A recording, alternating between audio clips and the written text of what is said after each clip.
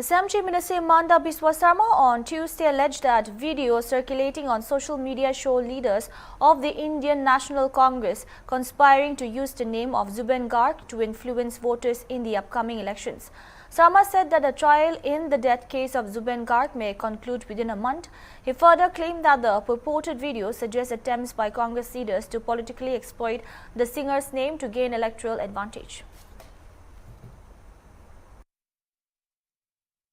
So, Congress manifesto Zubin Gargor prohongo tani ani pap kam korise. Zubin Garg amar hiar amotho. Votor karone Zubin Gargok bebohar korat koi. Dukhojonok kotha eku thakibo nuare. Bishoy ন্যায়ালয়ত আছে। যোৱাকালি কংগ্ৰেছে tweet কৰিছে fast track court কিয় হোৱা নাই। কিন্তু তেওঁলোকে এইটো নাজানে যে ইতিমধ্যে ফাষ্ট ট্ৰেক কোৰ্টে কাম আৰম্ভ কৰিছে প্ৰতিদিনে শুনানি হৈছে মইতো বিচাৰো 3 মাহ নালাগে এই মাহতে এটা ভাল খবৰ আহিব না মই মোৰ যেটো ধাৰণা যোৱাকালি মই যেটো প্ৰসিডিং শুনিছো কোৰ্টত মোৰ যেটো ধাৰণা যি ধৰণে বিচাৰপতি গৰাকীয়ে শুনা আৰম্ভ কৰিছে হয়তো জুবিনৰ জাজমেন্ট ন্যায় আহিবৰ কাৰণে আমাক 100 দিন নালাগে এতিয়া যদি আপোনালোকে যায় আজিও হিয়াৰিং চলি আছে day to day this matter may come to N and হয়তো এমাহৰ ভিতৰতে সকলো শেষ হৈ যাব যিটো ধৰণে হিয়াৰিং যোৱা কালিৰ পৰা আৰম্ভ হৈছে আপোনালোকে কোৰ্টত বহিলে গম পাব কিন্তু কোৰ্টত কেতিয়া জাজমেন্ট কেনেকে হ'ব সৰকাৰে কেনেকে কব মুক আপোনালোকে কব সৰকাৰে কি কৰিব পাৰে ফাস্ট ট্ৰেক কোৰ্ট কৰিব পাৰে সৰকাৰে উকিল দিব পাৰে সৰকাৰে তো জাজমেন্ট লিখিব নোৱাৰে গতিকে কংগ্ৰেছে জিতু কাম কৰিব নোৱাৰে অকল মাত্ৰ অসমীয়া মানুহৰ আবেগক সুই যাবলৈ জুবিন গাৰ্গৰ প্ৰসংগ ইলেকশন মেনিফেস্টোত আনি কংগ্ৰেছে এক অক্ষমনীয় অপৰাধ কৰিছে আজি কংগ্ৰেছে কাক আনিছে যিজন মল্লিকাৰ্জুন খাৰগে ভূপেন হাজৰিকাক অপমান কৰিলে আৰু জুবিন গাৰ্গক জুবিন মাৰ্গ বুলি কৈ অপমান কৰিলে তেওঁ কি আমাক ন্যায় দিব যিজন মল্লিকাৰ্জুন খাৰগে অসমত সেমিকন্ডাক্টৰত কাম কৰাৰ মানুহ নাই বুলি অসমৰ যুৱক যুৱতীক অপমান কৰিলে তেওঁ কি জুবিন গাৰ্গক ন্যায় দিব আজি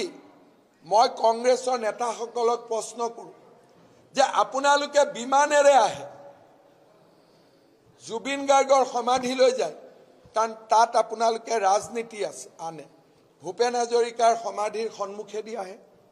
তাতে কিয় নুখুমাই শহীদ বাকৰিৰ সন্মুখেদি পাৰ হৈ যায় তাতে কিয় নুখুমাই তাৰ মানে জুবিনক লৈ জঘন্যতম ৰাজনীতি যি কংগ্ৰেছে আৰম্ভ কৰিছে তাক অসমৰ মানুহে কংগ্ৰেছক ইয়াৰ বাবে কঠোৰ শাস্তি দিব যদি হসাই অসমীয়াক ভাল পালেহেঁতেন তেতিয়াহলে তেওঁলোকে সকলো জায়গাতে গৈ অসমীয়াক নমস্কাৰ কৰিলে তেওঁলোকে ভাবে জুবিনৰ সমাধিত গৈ ৰৈ ৰৈ বিনালেৰ জায়গাত ৰৈ ৰৈ কেতেকি কম আৰু ভোট লম এনেকুৱা জঘন্য ৰাজনীতি কোনেও কৰা নাই কেইদিনমান আগতে আমি এটা ভিডিও আপোনালোকক দিছিলো আপোনালোকে চাব সোশ্যাল মিডিয়াত আছে ইনক্লুসিভ মাইন্ড তেওঁলোকে ষ্টাৰবাকত বহি এখন মিটিং কৰিছিল মিটিংৰ ভিডিও অডিওটো ইমান ক্লিন নহয় কিন্তু সিস্টেমৰ জৰিয়তে শুনিব পাৰে ইনক্লুসিভ মাইন্ডে কৈছিলে যে আমি জুবিনৰ ইস্যুটো বেছিৰ পৰা বেছিকৈ আনিব লাগিব তাৰ বাদে আৰু সিট পোৱাৰ কোনো ৰাস্তা নাই আমাৰ লগত ভিডিও আছে তেওঁলোকৰ লগত থকা মানুহে আমাক ভিডিও কৰি ভিডিও দিছে আৰু এই ভিডিওটো সোশ্যাল মিডিয়াত অলৰেডি আছে কিন্তু জুবিনক লৈ মই ৰাজনীতি কৰিব খোজা নাই কাৰণে এই ভিডিওটো মই আপোনালোকক সন্মুখত দিয়া নাই কিন্তু যদি মই মুখ্যমন্ত্ৰী হওঁ এই ইনক্লুসিভ মাইন্ডৰ গুটেই কেটাকে আমি এৰেষ্ট কৰিম যে এনেকুৱা ঘৃণনীয় ষড়যন্ত্ৰ আপোনালোকে কিয় কৰিছিল কিন্তু আজি মই যেটো ভিডিঅ' ই ছ'চিয়েল মিডিয়াত আছে কিন্তু মই দেখুৱাব খোজা নাই কাৰণ মই প্ৰথম দিনাই কৈছিলোঁ যে জুবিনৰ সমাধিত মুখ্যমন্ত্ৰীৰ শপত লৈ মই যাম তাৰ আগলৈকে মই নাযাওঁ বহুতবাৰ গৈছোঁ আগলৈকে মই নাযাওঁ কাৰণ মই জুবিনক লৈ ৰাজনীতি কৰিব নিবিচাৰোঁ জুবিনক শান্তিত থাকিব দিয়ক জুবিনক নীৰৱে থাকিব দিয়ক জুবিনে নিজেই কৰিছিল পলিটিক্স নকৰিবা বন্ধু এতিয়াতো কংগ্ৰেছে পলিটিক্সে কৰি আছে জুবিনক লৈ পলিটিক্স নকৰিবা বন্ধু বুলি কোনে কৈছিল